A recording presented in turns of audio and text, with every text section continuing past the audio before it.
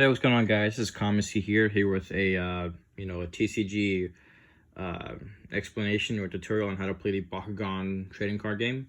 If you're looking for something more challenging than just the basic adding and subtraction that the little kids version of this game does, then this is the place to be. All right, so let's get started.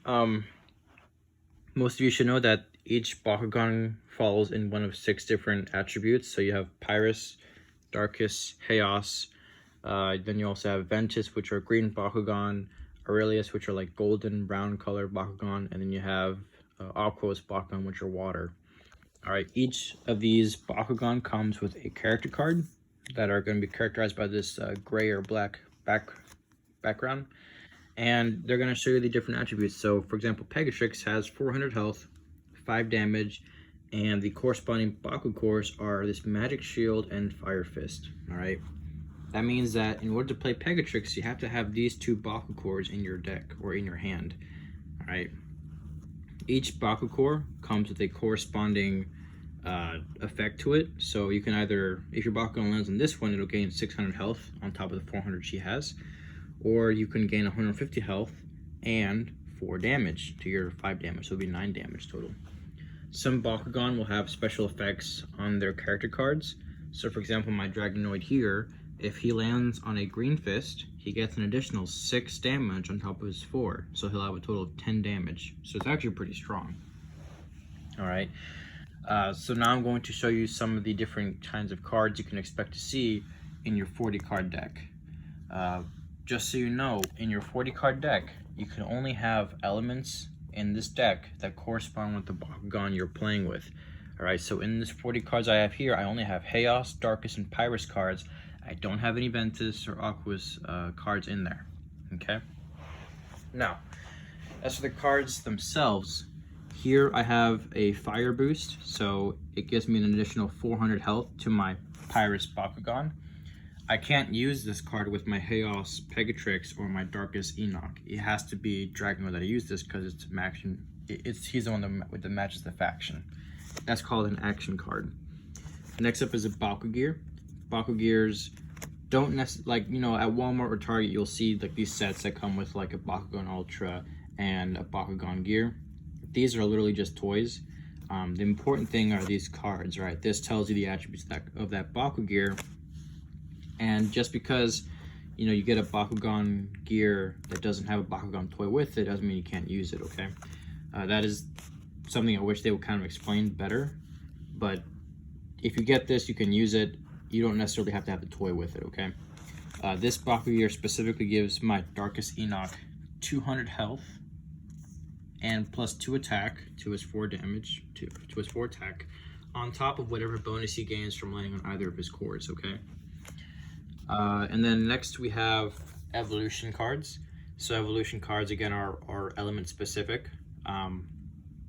So for example, this one specifically evolves my Pegatrix, and this stays in effect the entire game. So if I draw this card and I decide to use it, I'm basically telling my Pegatrix to evolve, and then this becomes my new Pegatrix. So in the next turn, I don't have to spend energy, this number right here, to use the card. It's just automatically in play, okay? Next up, we have hero cards. Hero cards are not attribute specific, okay? So if you draw one in your hand and you use it for the 1 energy, it affects all your Bakugan. It doesn't have to just be a Chaos Bakugan. It can be Darkus or Pyrus. All right. The only 2 types of cards that are not attribute specific are flip cards and hero cards. Okay. Speaking of flip cards, you're gonna occasionally see cards like these. Right, they're on their side. They're gonna have one function, is to stop damage. Okay.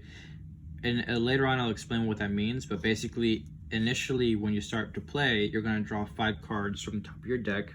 Remember, this deck has to be shuffled, and you're going to want to make sure that none of those cards are flip cards. If you do get a flip card in that first hand of 5 cards, you're going to want to put that down and use it as energy, okay? Because that's the only way you're going to be able to get any function out of this. You can't use it as an action card. It only has one function, and that's to stop damage. And don't worry, I'll explain later. Occasionally you get these action cards with like again, different symbol, so +3 damage, so that's cool. This card here, this little sword with an S through it, is called Shadow Strike. So sometimes your opponent will have a Bakugan that can lower the overall health power of your Bakugan. So let's say your Bakugan lands on a Bakucore that instead of giving it a bonus, it actually subtracts damage from it, as in the case of my Enoch Ultra, right? If I play this card, it doesn't subtract the damage from my Bakugan, and it doesn't subtract any health from my Bakugan if it was like -300 health instead of -3 attack. Okay, so that's the cool thing about that card. All right, and then last but not least, the new fusion cards. This little F symbol fusion means that for 4 energy, you can fuse this whole core Ramparion and become an even more powerful Bakugan that you're gonna want to play on your hand. All right, so now that we got the cards out of the way, we can get into like the nitty-gritty of the game itself. All right, so usually the youngest player goes first, but you're gonna flip a coin. I mean, it doesn't really matter, and you're gonna decide who goes first, right? So the first player is gonna put down their Bakugan core first. All right, then you guys take turns placing Bakugans around the field. The only rule is that they have to be touching. All right, so if I have like this -3 damage, I obviously don't want to play that on my end of the field. I want to put that on my opponent's side, so he gets -3 damage. Okay. So once you get all your Bakugans laid out, right? Have all of them laid out here. Now it's time to brawl. Okay, so you're gonna launch your Bakugan. If you miss and he lands in a Bakugan core, unless you have an ability card that you can play that allows you to reroll your Bakugan, he automatically wins that battle and he does damage to you. If you both miss, then you just roll again. All right, and if you both open on a Bakugan core, then obviously you start your battle. All right, so you got your Bakugan cores laid out. Got your Bakugan right here. Okay, so what you're gonna want to do is draw 5 cards. So I'm gonna show them to you guys. So that's my first card. Put this on the side. Yep. So that's my first card, my second card, my third card, my fourth card, and my 5th card. Okay. So I have these 5 cards. As you can see, I have 2 Pyrus cards, 2 Darkest cards, and 1 Chaos card, right? Next, I'm going to choose a 6th card. This 6th card is going to become energy, okay? So I look at my 6 cards and I decide, okay, which one do I want to use as energy? I choose Mind Control because it's very expensive. It costs 5 energy to play. And since it's the start of the game, I don't really have any way of really playing it. So I'm going to put that face down like this. Sorry, bear with me. Face down like this, and it's going to act as my energy. So when a card becomes energy, you don't get to just flip it over and play it. All right, it stays energy, okay? So these are my 5 cards here. All right, and I have my 1 energy. Then your opponent does the same thing. He draws 5 cards, and then he draws a 6th card, and then he decides which one he wants to use as energy. All right, whenever you roll your Bakugan and they open up, you have the ability to use any of these cards as long as you have the energy to pay for it. Unfortunately, all these cards, 3, 4, 2, and 3, cost too much for me to play. I only have 1 energy. Okay, so that means I really can't use any ability cards. I kind of have to hope that my Pegatrix is strong enough to beat whatever Bakugan that he has. If it is, then he does 7 damage, or I mean, he doesn't have this card yet, but he would do 5 damage to that Bakugan, right? So if I won the fight, my opponent now has to put 5 cards from his deck like this. He has to flip cards like that. Okay, so he drew a flip card. All right, that means that if my Bakugan landed on a green fist or double helix, then that stops the attack. So even though I was supposed to do 5 damage right here, I only really could do 1. And if he has the energy to play it, which he does, it's only 1 energy, then he stops my attack. Okay. Now, let's say I win all 3 battles, all 3 of my Bakugan. Whenever I win a Bakugan battle, I open my Bakugan remains open, and I have him like pose. You know, I maybe like took out all the, you know, his feet and everything, his horns. I have him posed and I have him standing and open, right? When all 3 of my Bakugan win, I do what's called a team attack, which basically adds up all the damages of all my Bakugan. So 5 plus the 4 plus the 4, and whatever damage bonus I got from my Bakugors. Okay, so if I had a Bakugor that gave me +3, I'd do my Bakugor +3 damage plus the 5 here. Again, plus the 4, and on all their Bakugors as well. Okay.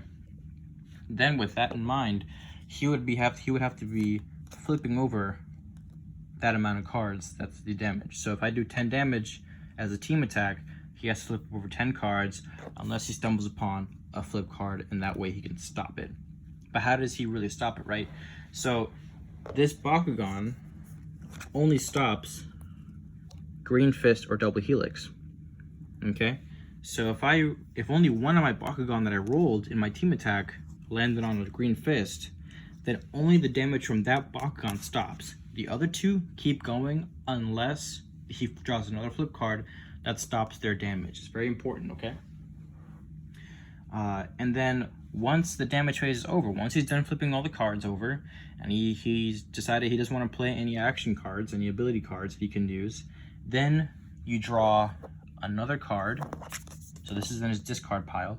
You draw another card, right? You both draw a card, and this becomes your 6th card. And just like the last time, you look at your 6 cards, and you decide which one you want to use as energy. I want to use this guy's energy. So now I have 2 energy, and I have 5 cards. Okay? Put this inside. So I have 2 energy, and I have 5 cards. And that's basically how this game works, is that you're basically, you know, after the turn ends, you grab another card from your deck, and you use that for energy, or you don't, but you have to choose one of the 6 cards you have as energy. And the more energy you have, the more powerful abilities you can use. So I have 2 energy. I can now use an ability card like this, which costs 2, that gives me plus 300 health. Okay? Now, whenever I use an energy card, again, I have to put it sideways. Okay, so that costs me 2 energy, so I have to put these 2 sideways, and that means that I have no more energy left to play. When the turn is over, when either he's won or I've won and we both dealt damage to each other, then we flip the cards back like this, and now they're back in play. Okay, so you're never having to lose energy, you're constantly getting more and more energy, you're never losing energy, okay? Finally, how do you win? Well, once he's gone through all 40 of his cards, once he has no more cards left, and you do 1 more damage, or however much more damage to him, that's when he loses, okay? The game doesn't end when he doesn't have any cards left. It only ends when he has basically negative cards left, all right? So if he, again, blew through his entire deck, and he has no more cards left to play, and then you do a damage on him, then he officially loses the game, all right? And that looks like the basics of this game. If you guys have any questions, please feel free to let me know in the comment section, or if I miss anything, you know, go ahead and tell me that too, I guess. And I will catch you all later. Peace.